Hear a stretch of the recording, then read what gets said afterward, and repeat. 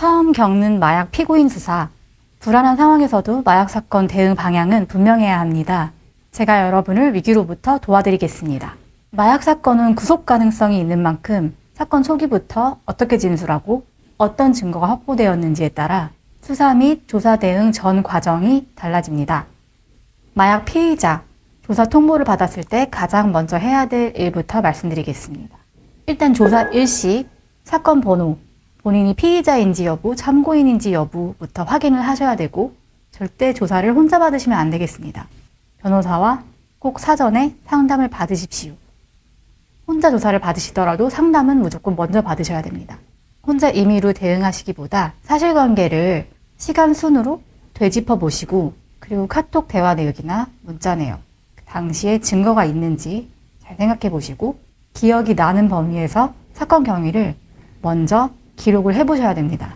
마약 사건은 단순히 혼자서 투약하기보다는 여러 명이서 같이 투약하는 경우가 상당히 많은데요. 조사 전에 공범 내지 참고인들과 전화를 해서 미리 말을 맞추거나 하는 행위는 일단 삼가십시오.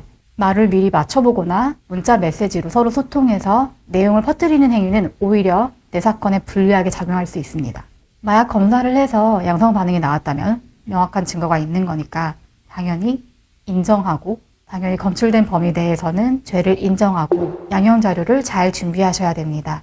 단순 투약 행위인지 아니면 매수를 했는지 알선, 배달 운반까지 했는지 그 범위를 명확하게 정리를 하셔야 되고 그리고 투약을 하셨다면 투약 횟수 정리하셔야 되고 또 마약 사건에서는 휴대폰에 기록이 명확하게 남아있는 경우가 많기 때문에 보통 압수수색, 디지털 포렌식을 진행을 합니다.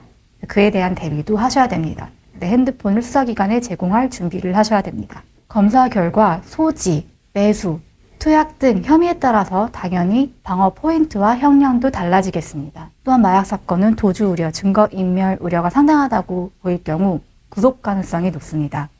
따라서 증거 인멸 우려, 도주 우려가 전혀 없다는 점을 변호사 의견서를 통해서 사전에 제출을 해서 처음부터 영장이 청구되지 않도록 하셔야 됩니다. 그 조사 일정을 계속 혼자 미루시거나 불출석할 경우 당연히 체포 구속영장이 떨어질 수 있습니다.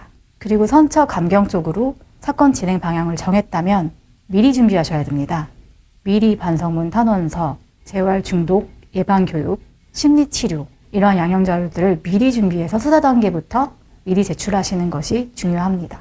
그리고 마약 사건에서 메신저에서 특정 어떤 은어가 발견되다든지 텔레그램으로 메신저 하나만 잘못 보내더라도 자칫하면 공범, 전달책, 알선 등으로 확대될 가능성이 있습니다. 실제로 그런 사례를 보기도 했고요. 따라서 내가 하지 않은 행동에 대해서는 당연히 송치 의견서나 나중에 공소장에 기재가 되면 안 되는 사항이기 때문에 내가 어디까지 죄를 지었는지 명확하게 조서에 처음부터 기재될 필요가 있습니다. 마약 사건을 많이 다뤄본 변호사와 함께 사실관계를 정리하고 불리한 진술은 줄이고 재범 방지, 치료, 생활 기본 자료까지 초기부터 준비하시면 구속 및 실형 가능성을 상당히 낮출 수 있습니다. 도움이 필요하시면 꼭 전문 변호사와 상담하시기 바랍니다.